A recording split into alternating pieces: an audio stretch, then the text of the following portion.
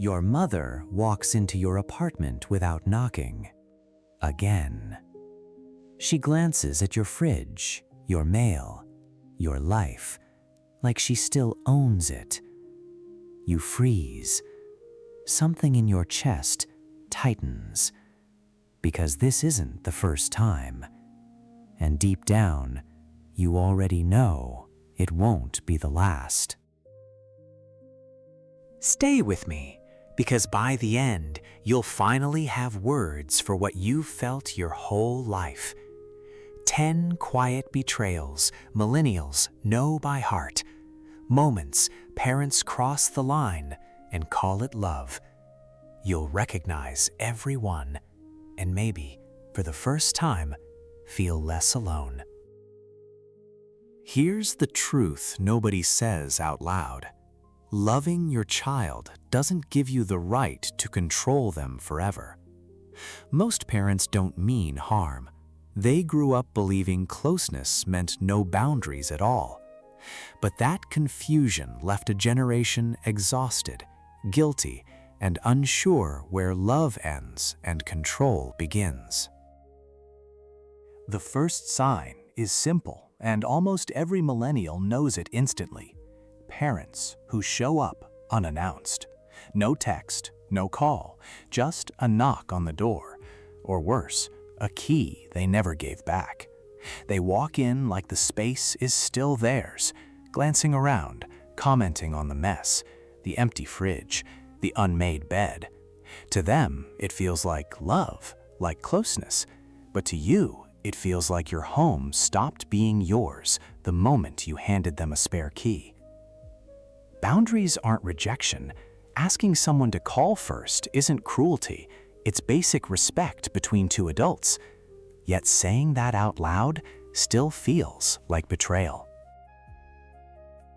The second sign hides behind good intentions, relentless, unsolicited advice.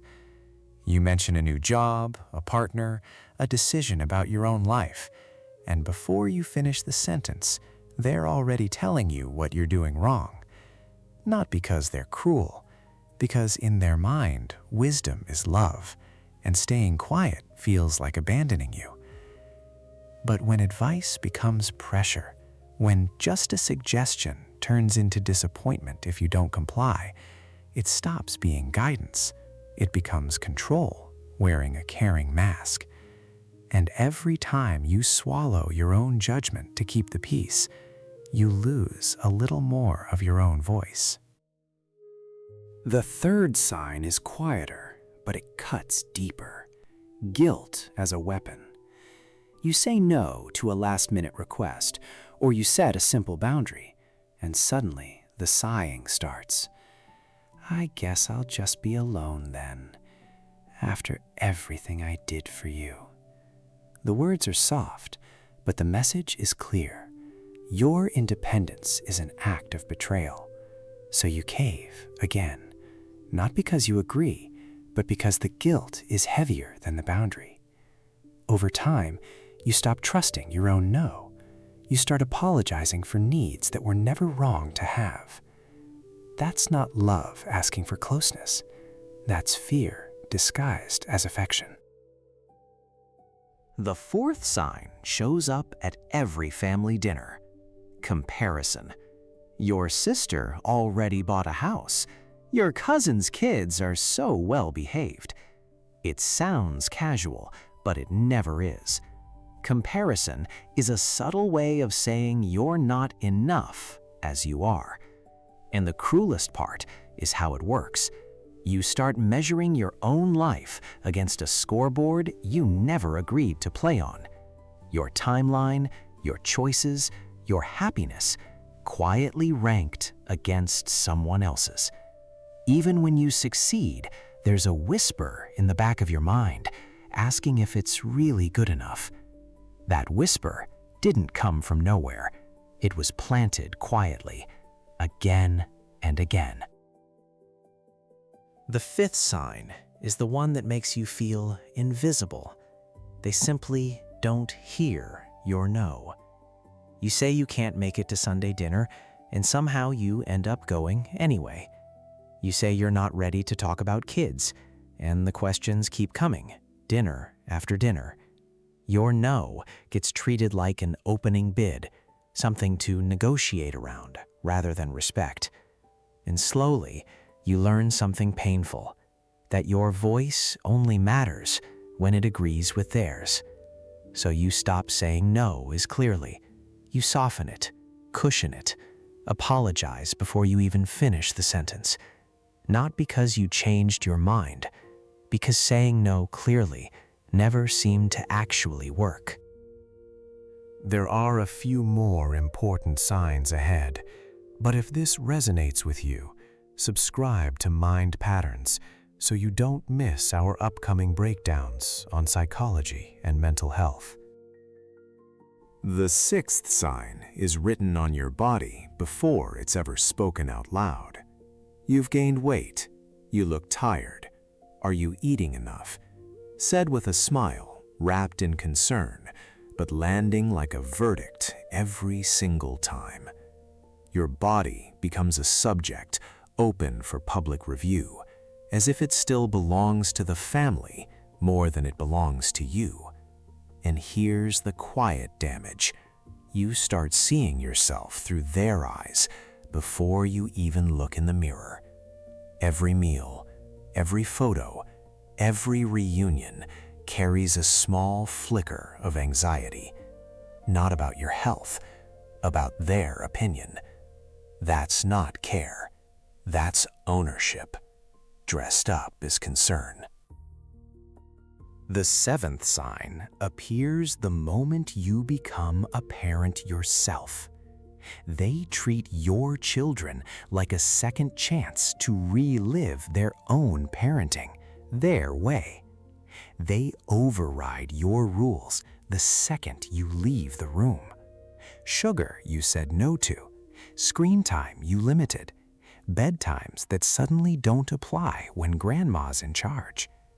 When you gently correct them, you're met with, "I raised 3 kids, I know what I'm doing," as if experience gives them the final say over children that aren't theirs to raise. It's not really about sugar or screens. It's about authority, about who gets the last word in a life you're now responsible for. And every override is a quiet message. Your judgment still doesn't count as much as theirs. The eighth sign is the one that feels like a quiet violation. They go through your things, your phone left on the counter, your mail, your messages, somehow always just glancing, never truly private. Maybe it started small, back when you were a teenager, and it simply never stopped, because to them, you're still that teenager who needs watching. But you're not 16 anymore. Privacy isn't secrecy. Needing a locked door, an unread message, a life that isn't fully reported back, that's not distance. That's the basic architecture of being your own person. When that boundary keeps getting crossed, it doesn't just feel intrusive. It quietly tells you that trust was never really given, only monitored. The ninth sign hides inside every gift with strings attached, money used as leverage, a loan that comes with a lecture, a wedding contribution that comes with a seating chart veto.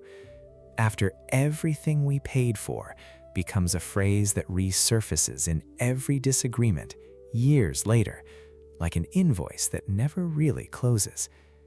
Financial help stops being generosity and quietly turns into a debt of obedience. You find yourself agreeing to things you don't want, not because you were persuaded, but because refusing feels ungrateful. And that's the trap. Real love doesn't come itemized. The moment support gets used to control your choices, it stops being a gift. It becomes a leash with a bow on it. The 10th and final sign is the quietest, but maybe the most painful. They dismiss what you feel before you even finish saying it. Back in my day, we didn't have anxiety. We just worked. You're too sensitive. Everyone goes through that. Your pain gets measured against theirs and somehow always comes up short. So you learn to minimize yourself before anyone else can. You laugh off what actually hurts. You stop bringing things up at all because being dismissed feels worse than staying silent. But your feelings were never a competition to be won or lost. They were simply real. And a parent who can't hold space for that isn't protecting you from weakness. They're protecting themselves from responsibility. Here's the part that makes this so complicated. Most parents crossing these lines were never taught anything different. They grew up in homes where obedience was love, where privacy was suspicious, where feelings were inconvenient. Nobody sat them down and said boundaries could exist alongside closeness. So they parent the only way they know, by holding on tightly, because letting go was never modeled as safe. That doesn't excuse the pain it causes you now, but it explains why this pattern feels so hard to name, so hard to confront. You're not just setting a boundary with a person. You're pushing against generations of unspoken rules that were never actually chosen, just inherited quietly, like an old debt nobody remembers signing for. And here's what all 10 signs add up to, over years, quietly.